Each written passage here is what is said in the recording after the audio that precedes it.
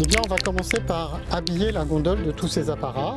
On va lui mettre une banquette, un dossier, des accoudoirs, des fauteuils sur les côtés, des cavallini, ce sont des petites pièces de bronze en fait qui viennent fixer les accoudoirs. On va mettre de la moquette dans le fond. Voilà, elle va être comme à Venise en fait.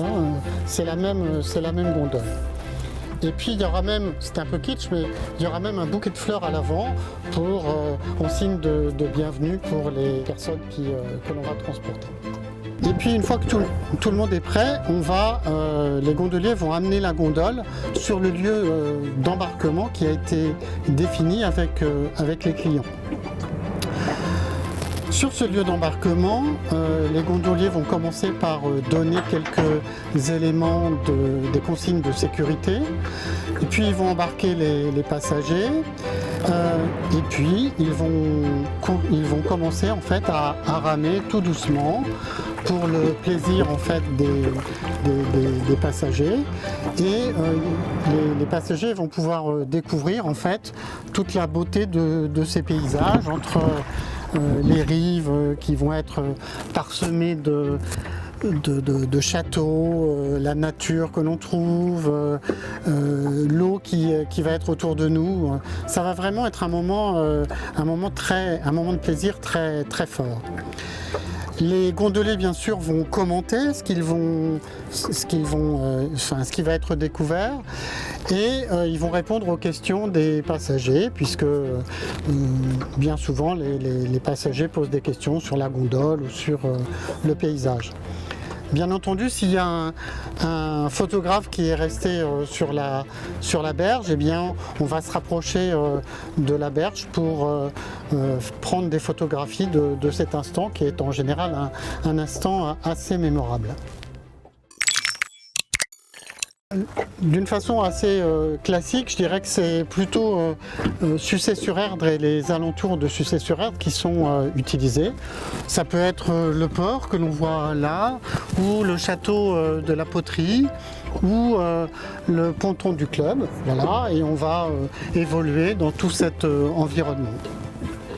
Une autre option peut consister à ce que l'on achemine la gondole quelque part, par exemple sur une autre commune de la région nantaise, sur l'Erdre en l'occurrence.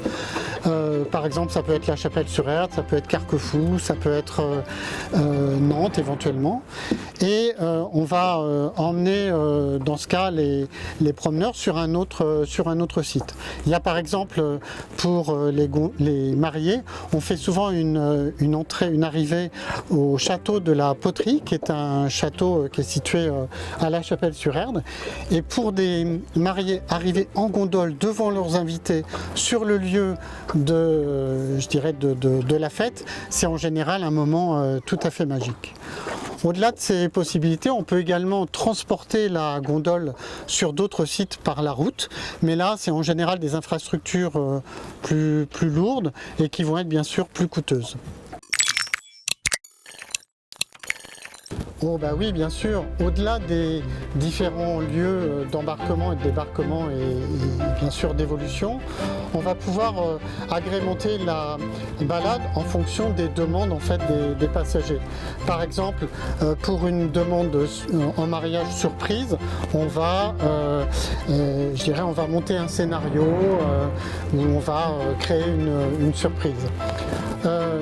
Évidemment, lors d'un mariage, on va pouvoir par exemple offrir une collation avec avec une flûte de prosecco qui va être offerte aux mariés ou un bouquet de fleurs.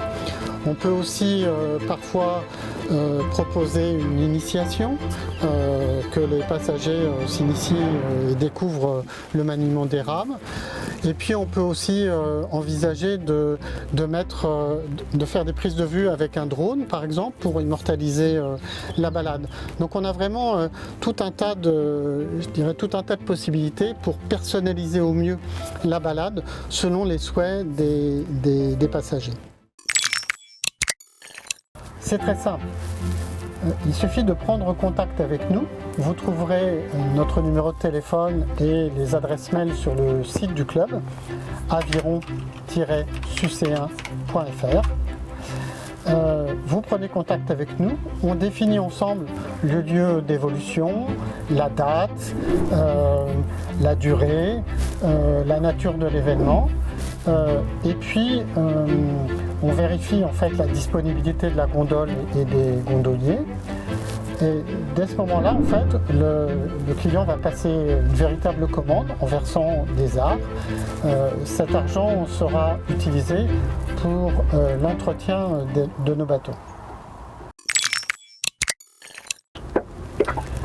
La gondole et surtout les rames n'aiment pas la pluie.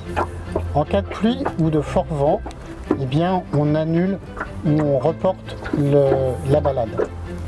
Bien sûr, si les sommes ont été versées, elles sont remboursées aux personnes que l'on devait transporter. Je dirais que c'est surtout le caractère exceptionnel, puisque faire une balade en gondole loin de Venise, dans un site aussi superbe, c'est en général quelque chose d'exceptionnel que les gens vont apprécier fortement. Et en plus, s'il y a des photos qui ont été prises, je dirais que ça permettra aux gens qui se sont promenés de savourer, de repenser à cet instant encore d'autres fois.